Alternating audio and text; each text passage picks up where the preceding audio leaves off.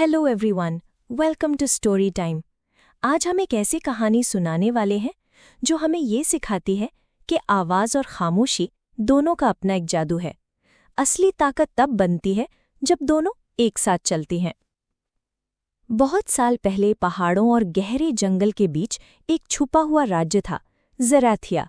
इस राज्य को लोग सपनों का देश कहते थे, क्योंकि यहाँ रात को तारों की रोशनी से महल चमक उठता था और जंगल के पेड़ आपस में फुसफुसाते थे।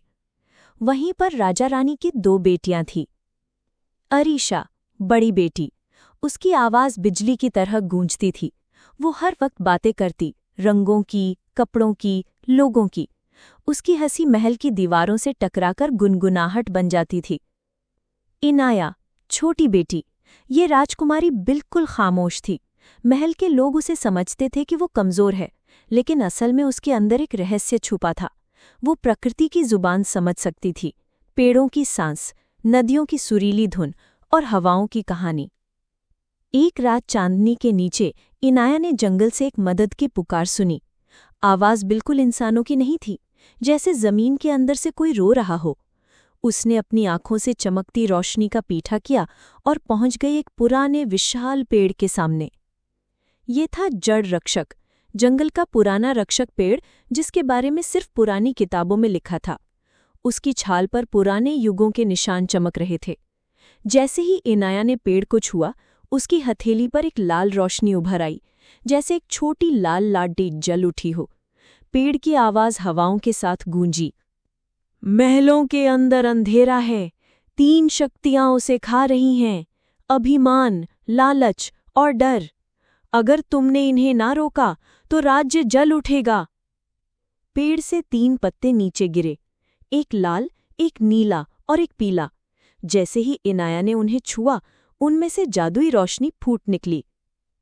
अगली सुबह इनाया महल में घूमी। सबको लगता था वो सिर्फ शांत लड़की है, लेकिन उसकी आंखों में अब एक नई चमक थी। सबसे पहले उसने परिषद में एक सेनापति को देखा जो बिना वजह जंग छेड़ने की बात कर रहा था। जैसे ही उसने लाल पत्ता उठाया, सच्चाई बाहर आ गई। सेनापति का अभिमान पूरे राज्य को बर्बादी की तरफ ले जा रहा था। पत्ता जला और उसका पाप खुल गया। फिर उसने शाही रसोई में देखा, अमीरों के लिए छुपकर भोज रचा जा रहा था, जबकि गरीब भूखे मर रहे थे। जैसे ही नीला पत्ता उठाया, दीवारों से जादू फूट निकला और रसोई के राज सबके सामने आ गए। आखिरी था डर। इनाया ने देखा कि रानी खुद अपनी आलोचना से इतनी डरती थी कि सच बोलने वाले लोगों की आवाज़ दबा दी जाती थी।